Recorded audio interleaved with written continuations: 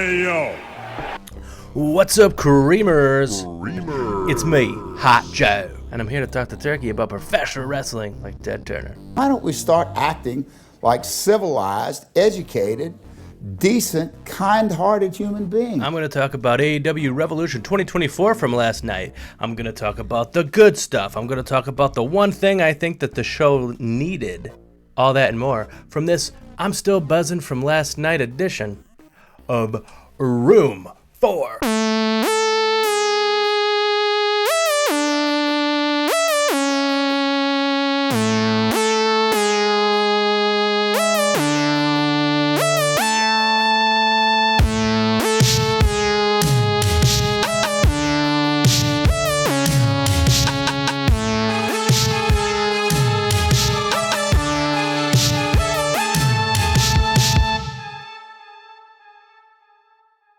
Welcome back, Creamers. He was successful in just using his mouth to get the man off. AEW Revolution 2024 was last night, and, well, let me start off by saying the wrestling was great. AEW has the best roster in all of professional wrestling, and this show, a lot of people are saying it's the best AEW pay-per-view of all time. And I have a very special place in my heart for Revolution 2020 because the Young Bucks versus Kenny Omega and Hangman Adam Page match just it holds a special place in my heart. But I can't argue with the people who say this is the best pay-per-view they've ever had. It really was good from top to bottom. I mean, there was some really great things, there was some all right things, but there was nothing terrible. As a wrestling fan, though, I would like to say, the one thing that I would change, because I love wrestling, is I felt like there would be a really good spot somewhere in the card for 40 minutes of non-wrestling. You know, maybe just like a talking segment and ads. You know what I mean? Because that's what, as a wrestling fan, that's what I want. Talking segments and ads on my pay-per-view wrestling show. I guarantee you, and I'm not even just trying to be hyperbolic or facetious, if you take the worst match on Revolution from last night and you put it up against the best match from this year's WrestleMania, the worst match on Revolution is better than what the best match on WrestleMania is going to be. And that is just a guarantee. That's a Hot Joe guarantee. So the show started off, and I guess a lot of people were having issues with Bleacher Report. I wasn't one of them. It worked perfectly fine for me, but I guess it just it wasn't letting you watch. I don't know. Maybe until like a half an hour in or something like that. I don't know if people missed Christian Cage versus Garcia, or if they, missed the majority of it but still caught the ending. Because I didn't have that issue, thankfully. But let's get into it. I'm not going in the same order as the card, just because I don't want to. Okay, that's because I don't want to. Why don't you mind your own business? Why don't you mind your own business? You nerd, get out of the ring! Start off with the 8-man scramble match. This is replacing the Meat Madness match that was supposed to happen, but due to some wrestlers being injured that were going to be on the card and be in this Meat Madness match, they replaced it with an 8-man scramble. The scramble did not work the way that I was thinking it would, which is the way that WWE did it back at Unforgiven 2008 or whatever it was. It was more of just like an 8-man match where there was only one pinfall, and that was a victory. The person who ended up winning was Wardlow. The match was all right. It was not the greatest wrestling match you'll ever see, but it was a fine 8-man match. I do think the right man won, Wardlow. There was meat chants and mini meat for the non-meaty men that also wanted to slap meat. But yeah, so Wardlow won. I'd give this match 2 cups of coffee and a shot of espresso. We had some tag team action. We had FTR facing off against Claudio Castagnoli and... You smell like the inside of my mom's purse. Jon Moxley. Mox and Claudio from the BCC, the Blackpool Combat Club, they made their entrance with... like Road Warrior style shoulder pads. And, yeah, it was fine as far as their entrance goes. Claudio looked super cool in the shoulder pads. Mox looked, he didn't look as cool. It was a pretty good tag team match. At first, it didn't feel like it was really going, but once Dax got busted TF open, and he did get busted TF open, the match really started taking off. The drama obviously started building because of it. There was blood all over the ring. He was bleeding like profusely, and somehow it still wasn't the grossest bleeding that happened on this entire show. But it was goddamn gross, I'll tell you that. There was a lot of cool spots, tag team spots, where like there was a part where I don't know, Dax or Cash, one of them got Dax got Claudio up on his shoulders, and Cash was on the top rope. He was going to do like a doomsday device, and I don't really remember exactly how it happened because it was very different. But Claudio caught him in the air as he leaped at him, and then he like spun off of Dax and power slammed Cash onto the mat. It was very different. It was pretty sick. In the end, Jon Moxley and Claudio won the match, which was surprising to me and probably about everybody else. The real MVP of this match was Claudio Castagnoli. The guy's a machine, to put it quite frankly. And after the match, the two teams sort of stared into each other's eyes, but not lovingly, hatingly. And then they went their separate ways, never to be seen again. I give this match 3 cups of coffee. So we had the TNT Championship match, was the first match of the show, and it was Christian Cage going up against Daniel Garcia. So Daniel Garcia wore like a Sting-inspired jacket to the ring with different colored scorpions all over it. It was very class. Daniel Garcia, it took a while for him to grow on me, but I really love him now. I think he's phenomenal, and he is a great in-ring wrestler. I mean, he's like a submission specialist, and he basically told us all about Christian Cage that Because I'm gonna stretch his ass like it's never been stretched before. And that's what he tried to do. Daniel Garcia surprisingly kind of controlled the pace of this match. Daniel Garcia was really the one getting the majority of the offense in this thing. But in the end, Christian Cage did win. He cheated to win, of course, because he's a dirty, dirty man, and he's got a dirty, dirty patriarchy. But yeah, so Luchasaurus, they all helped Christian Cage get the victory and retain the TNT title. I give this match 3 cups of coffee. We had the AEW Women's Championship match. Time was Toni Storm versus Deonna Purrazzo. Deonna Purrazzo tried to out-wrestle Toni Storm, but Storm said, Get out of here, man. So Deonna Purrazzo made her way to the ring, and she said she wants the old Toni Storm. So Toni Storm's old entrance theme hits, and out comes a woman who seems to be Toni Storm, blonde lady, in the black and red gear with the round sunglasses. But it wasn't Toni Storm. No. It was Mariah May dressed as Toni Storm, because she's a Toni Storm fanatic. Then Toni Storm's current theme song hits, and she comes out and does all her usual stuff, and it is awesome, as it always is.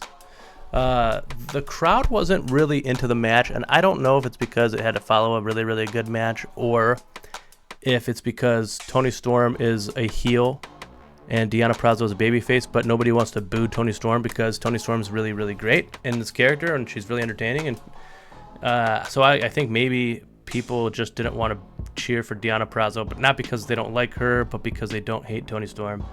I don't know. But I really did enjoy the match. Whether or not the crowd was into it didn't really affect it too much for me. I think they kind of missed out on the opportunity to do something with the ankle tattoos, because Toni Storm does an ankle lock as a finisher, so they could have incorporated it, but they didn't for some reason. I don't know why. In the end, Toni Storm retained the Women's Championship. I give this match 3 cups of coffee. But, Creamers, we're going to go to a quick commercial break. You stay tuned, okay? Whoa, wait, don't go anywhere. Hey, whoa, don't go anywhere, please. Just a quick commercial break, I promise. I'll be right here waiting for you. On Room for Cream. Hola, mi por favors. It's me, Hot Joe from Room for Cream. Do you enjoy a delicious taco as much as I do? Well, go on down to Danny's Drippin' Wet Tacos. And if you go down to Danny's Drippin' Wet Tacos after today, or during the day, in a little bit, in an hour, you can get a delicious 3 Drippin' Wets for $1.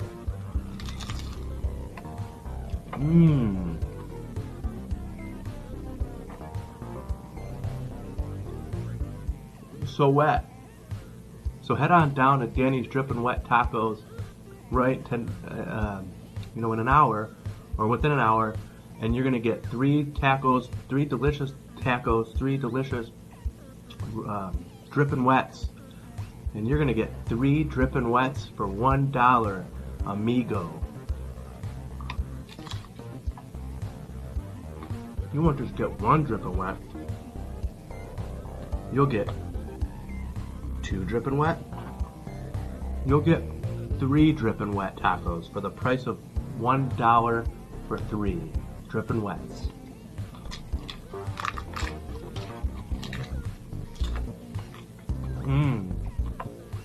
I love Drippin' Wet tacos, and I love Danny. So head on down to Danny's Drippin' Wet Tacos today. Welcome back, Creamers. It's me, the cream of the crop, Hot Jaw. The next match that we're going to talk about here is Bryan Danielson going for the Triple Crown Continental Crown Championship against Eddie Kingston, the Continental Crown Champion. This was one of my favorite feuds leading into the pay-per-view, and that didn't, and the match definitely lived up to the hype I had for it. Danielson, really beat the crap out of Eddie Kingston, but Eddie Kingston really beat the crap out of Danielson too. I mean, there was a point in the match where Bryan Danielson hurt Eddie Kingston's wrist purposely, and that did not stop Eddie Kingston from using his other hand. He's got the two. But yeah, so Eddie Kingston, he was working with his hurt wrist in the match. I mean, Danielson really pushed him to his limits, and I don't know if this was the best of the Eddie Kingston versus Bryan Danielson matches, but it was a very damn good match, and in the end, Eddie Kingston did get the victory. The two stipulations for this match were the title, the Continental Crown Championship, and if Bryan Danielson loses, he has to shake Eddie Kingston's hand, because Eddie Kingston is, really desperate for Bryan Danielson's respect. So after the match, Eddie Kingston is goes up to Danielson to shake his hand, but then he just gets bad vibes, I guess, and he says, you know what, screw it, I don't need your handshake. And he turns around, but Danielson gets up and he's like, wait. And Kingston turns around like, what? And then Bryan Danielson puts his hand out, and Eddie Kingston walks towards him, but then he puts his hand back down. And then Eddie Kingston's like, okay, whatever. And then he turns around, and then Danielson's like, whoa. Puts his hand out. Eddie Kingston and Bryan Danielson shake hands. Bryan Danielson, lifts up Eddie Kingston's arm. Like, they did a backstage interview kind of thing afterwards. It wasn't really an interview. It was more like they were filming them in the doctor's office, or the doctor's room, whatever it's called, and getting bandaged up and stuff. And Eddie Kingston was telling Danielson that he loves the fans, he loves the nerds online and the dirt sheets and this and that, but that's not what matters to him. What matters to him is the respect from the boys in the locker room. He needs the respect of his peers, because one day they're going to be the ones that are saying whether or not he was good. And Danielson tells him, you earned it. Kingston leaves. Then Danielson talks about how, he actually says, I know how to fuck people up, and I fucked him up. And he basically says, that he viewed Eddie Kingston in the same lens that he did 20 years ago, where all these, where all the guys, all the wrestlers in the indies, probably the bigger, Ring of Honor kind of guys, had this opinion on Eddie Kingston that he's got this potential, but he won't work hard. He's got this potential, but he's lazy and he's not working hard enough, and how, maybe it took him a long time, but Eddie did get there, and he's there now.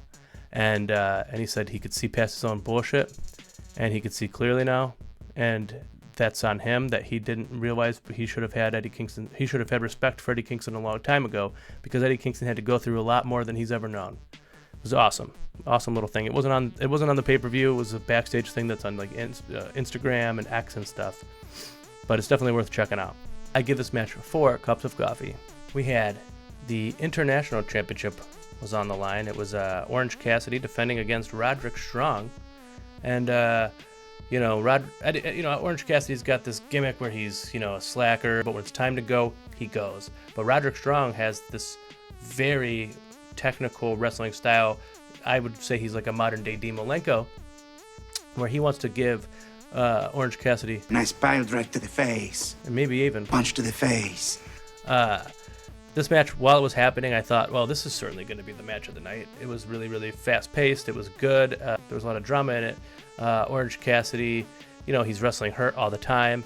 And Roderick Strong is the king of the backbreakers. So, if you're hurt and you're fighting a guy who's going to constantly be targeting your back, that ain't good for you. But yeah, the match was really, really great. In the end, Roderick Strong, the right man, did get the victory, and I think he impressed a lot of people who may have not realized that how great Roderick Strong really is, because he is really great. So Roderick Strong is the new international champion. After the match, Kyle O'Reilly made his return. He gets into the ring. He looks like he's going to attack Roderick Strong from behind, but then when the Undisputed Kingdom, Matt Taven and Mike Bennett, who came out after the match to celebrate with him, when they turned around, Kyle O'Reilly looked into Roderick Strong's eyes and gave him a hug. Mike Bennett then popped that shirt off because he had an Undisputed Kingdom shirt on. He popped that shirt off and he offered it to Kyle O'Reilly, who looked at it and then gave it right back and dip-satted. Kyle O'Reilly, the crowd was saying like, "Welcome back" and stuff like that, and he was clearly moved by this emotionally. He was overwhelmed. I think he almost cried, or maybe he was crying, because the injury that he had, it was sort of uncertain if he'd ever be able to wrestle again or even return to wrestling. So it meant a lot, I'm sure, for him to get that reaction, especially at AEW, where he didn't really wrestle a very long time there before he got injured. So he might have been even in his brain thinking, hey, what if these people don't even care? And they cared, and it was really nice to see that moment for him. I give this match 3 cups of coffee and a slice of avocado toast. Next, we're going to talk about a match that, if I had to describe my feelings towards the match, I would say, for God's sakes, I came! It was electric. It was Ospreay versus Takeshita. So Takeshita makes his entrance first. Don Callis is on commentary, and he's a very good heel commentator. And, he's really rooting for both guys, of course, because they're both members of his Don Callis family stable. So Takeshita comes out. Then Will Ospreay's music hits. He's walking out there. The crowd is going crazy. There's a part earlier in the show where I think it was the pre-show I was watching. RJ City and Renee were out, in the arena talking in front of the entrance stage and stuff. And they're going over the matches, and so they're showing the match graphics on the screen. The 2 matches that the crowd popped their tots off for were the Sting match, of course. Most people were there for Sting. And when Will Ospreay versus Takeshita came on the screen, they lost it. The guy is a star, and it's really cool to see, because I love that man. So Ospreay comes out, and there's a part of his entrance where it gets to a certain point in the song, and the crowd all chant Ospreay, Ospreay, and one then he goes over here, and then they go Ospreay, Ospreay. I honestly thought it was going to be like a Bryan Danielson, you're going to get your fucking head kicked in type of thing, where that's what he wanted people to chant, but it didn't really go that way. I figured eventually people would do the Ospreay, but people were doing it. First time he was out there as an AEW signed talent, and the crowd is already doing the chant. The match itself, if you took 2 rocket ships and had them wrestle each other, they wouldn't be moving as quickly as these guys did, if that makes any sense. I don't think it does, but I'm going to go with it.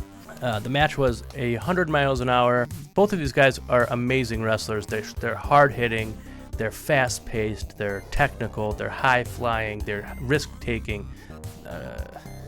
It's amazing. It was an amazing match, and honestly, that's not just my words. It's a lot of people's words. It's a certain contender for the match of the year. I mean, come on. Will Ospreay, his debut match as an AEW wrestler, and he has a Match of the Year contender. I think that should show you everything you need to know about the guy. I think he's a star. I think he's going to be the world champion in AEW and the face of AEW one day. And when I say one day, I mean soon. But I do think he shouldn't be champion before Swerve Strickland. But he's definitely going to be the champion. I mean, a lot of people are predicting it's not just like I'm some genius, but I think the main event at All In has to be Ospreay versus Swerve for the World Heavyweight title in front of 70, 80,000 people in his home, in front of his countrymen. Man, this match, so many spots, so many parts of this match were unbelievable.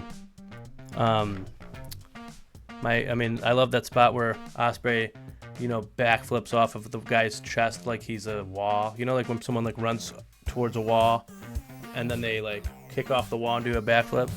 He does that, and then as soon as he lands on his feet from the backflip, bam, enziguri to the head. There's a part where Ospreay, what is he even going for in that part, man? Hold on, let's think.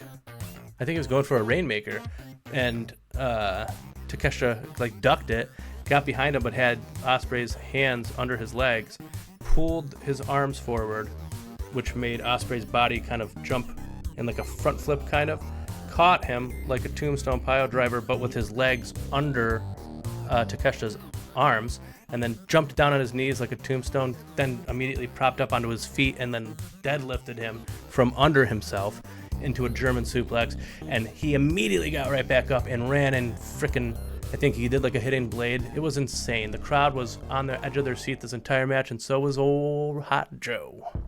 I give this match 5 cups of coffee. We had our World Heavyweight Championship match. It was Hangman Adam Page, our favorite Hangman, Swerve Strickland, and Samoa Joe, the AEW World Champion, defending the title. I really didn't care who won this match, and not because I didn't care, but because I would be happy with any of the 3 winning. But I do have to say, Hangman Adam Page is a heel, is very fascinating. He beat up 2 referees in this match. One, he just bashed his brains in. Because the story is he does not want Swerve to become the champion. He hates that man, and he will do everything he can to stop him from becoming champion, which plays a huge part in the finish of the match. Swerve, there's a part where Swerve does a buckshot lariat to Hangman, but he does it like off the top ropes. And I heard someone else say that when this feud first started, it was Swerve telling Hangman that he wants to take his spot, and so like doing his finishing move, but in a more exciting and innovative way, is a perfect thing for Swerve to do to Hangman. But this match was pretty good, and in the end, Swerve several times almost had the win, and Hangman either beat up the referee or stopped it. But Hangman got in a chokehold from Samoa Joe, and he tapped out. The commentators then put over the idea that, maybe Hangman wasn't really tapping out because he needed to, but more like he, in that window of time thought, well, this is the only way that I can guarantee that Swerve is not going to be the champion. A lot of people think that idea is terrible because a professional wrestler should always want to be the world champion, and to cost yourself a victory is like somehow damaging the validity of the title. I don't think that way because, it's a story. The guy is so desperate to not have this other guy win the title that he's willing to sacrifice something that he wants more than anything, which is the title. I don't think it's like Hangman saying, I don't want to be the champion. I think he was just like, I really don't want Swerve to be champion, And I don't think there's anything wrong with it. I give this match 3 cups of coffee and a pack of mini muffins. All right, so then it was the main event. Out comes Ric Flair, very first person entering the ring for this match. So there's a special guest timekeeper, which is Ricky the Dragon Steamboat. They show some old WCW friends in the audience. The Young Bucks make their entrance, and they come out of the Cody elevator that Cody Rhodes used to come out of. But yeah, I think that was a nice touch because the Young Bucks said that they're having fun again playing these characters, and I think it shows, and I'm also having fun watching them do it. So they come out in the Cody elevator. That's just awesome. They have these robes on. They get to the ring. Oh, normally when they're doing their pose, and then they have like an explosion of dollars that with their faces on it, the Young Bucks. Well, this time they had business cards instead. Hilarious. Darby Allin comes out, and then there's this video package of Sting in like a theater watching all these memories. They've got like New Japan footage of Sting, and he wrestled people like the Giant and Ric Flair or whatever. Like, they got all this footage that, from the time period where he was Surfer Sting, wrestling against other WCW guys. But in New Japan, they wouldn't have been able to get footage like that for this if they only were able to rely on WCW because it's owned by WWE, and they definitely would not let them use it. So Sting's watching this thing, and he's seeing him do some crazy stuff and reacting to it. It's very cinematic, but it's very cool. And then afterwards, he looks at the camera and he says, "It's showtime." He pauses. "For the last time." And he kind of looks around like, it seems like genuinely real. And then he says, "Let's go." Sting's entrance music hits, and then out comes Surfer Sting. Whoa, he's doing Surfer Sting? No, that's his son, who just happens to be a spitting image of him dressed like Surfer Sting. Later we find out it's actually the true, real gear that he wore. Then, from the other side comes NWO Wolfpack Sting. Also, not Sting. That's his other son, dressed like the NWO Wolfpack Sting, and according to Sting, also wearing the true gear that he wore back in the WCW when he was in the Wolfpack. Then, Metallica Seek and Destroy comes on, and out comes Sting. The match starts, and the Sting's kids are like a part of the match. I mean, there's no rules. It's a tornado tag for the titles. But it's like all four guys beating the crap out of the Young Bucks, and the Young Bucks really were the perfect opponents. Anybody who thought that it was like a terrible idea, I mean, obviously there's a lot of people who are not complete idiots that didn't think that, but there are people who are just wastes of space that thought that the Young Bucks are a terrible choice because they don't like them, because they're weird, these people. But they were perfect. They definitely made Sting, Darby, and Sting's sons look like $1 million. And when I say Sting's sons, I mean it, because Sting's sons got to do stinger splashes to the Young Bucks in both corners. I mean, this had to be an amazing moment for Sting to get to have his final match like this. And so they get out all these weapons. They set up tables. They set up chairs, in a row, and then put a sheet of glass on it. And I had no idea that. I was like, this is going to be this kind of a match. Did not see that coming. There's a part where the Young Bucks suplex Sting off of the off of the entrance stage into a table, and they Falcon Arrow Darby into a table. And eventually we get this point where where Nick Jackson is sort of against the glass on the chairs, and Darby does a swanton bomb off, and then Matt Jackson pulls Nick Jackson away, and Darby lands on the glass, and then he lands on the glass and the chair and the ground. This is a very divisive spot in the match. A lot of people think that it was pointless. I've seen a lot of people online saying this is pointless. What didn't need to happen. It didn't do anything for the match. I think either those people didn't watch the match, or they want to hate on AEW, because that put Darby out of the match for 90% of the match, and made it so that the Jacksons were just beating the shit out of Sting. And because they were beating the crap out of Sting, you got the sense that, this is the end for Sting. He is going to lose to the Young Bucks. They're beating the crap out of him. There's a part where Ricky Steamboat gets involved, and they super kick him. They double super kick Ric Flair.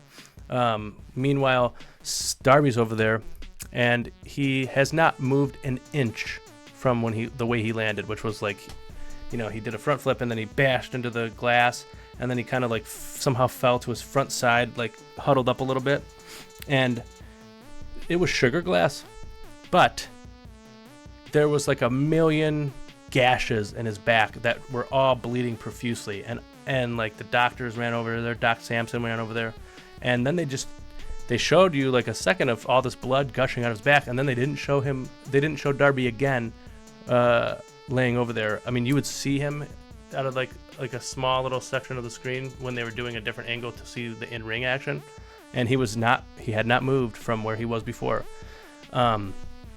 I was terrified. I thought that Darby Allin really died, or was something like dying, because of all the blood that was coming out of him and the fact that he just flipped off of there and like landed on his back and butt. Like, I thought he was gonna die, and the fact that they weren't showing us what was going on over there. I mean, I can understand why they wouldn't, but it just made me freak out, man. I was like, dude, Darby's dead. There was an awesome spot where, Ric Flair's last match, his last match in WWE against Shawn Michaels, one of the best retirement matches of all time.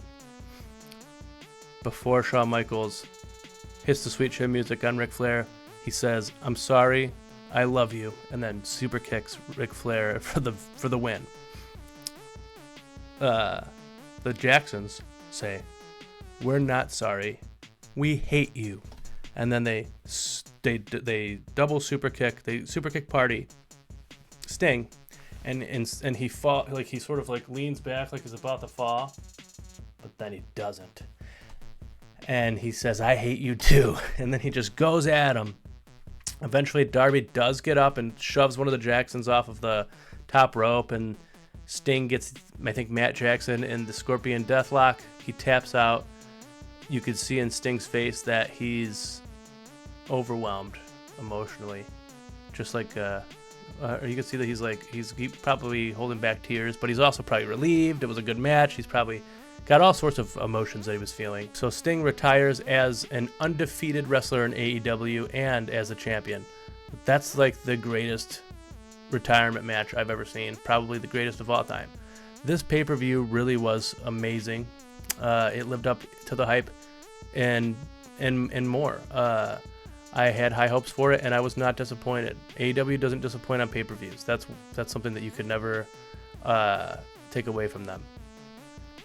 And that being said, this really was one of the best, if not the best pay-per-view they've had.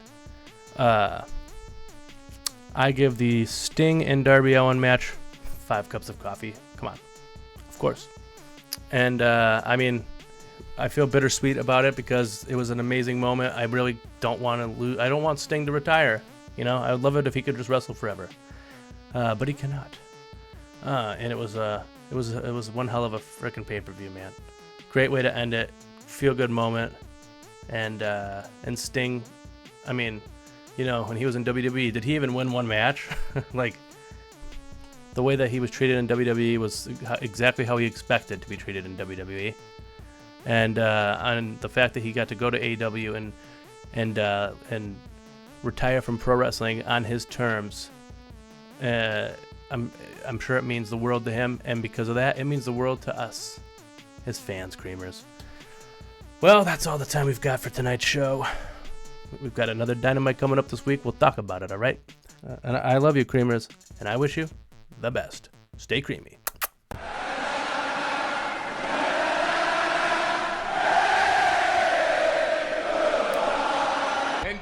Until I jerk a knot in your ass.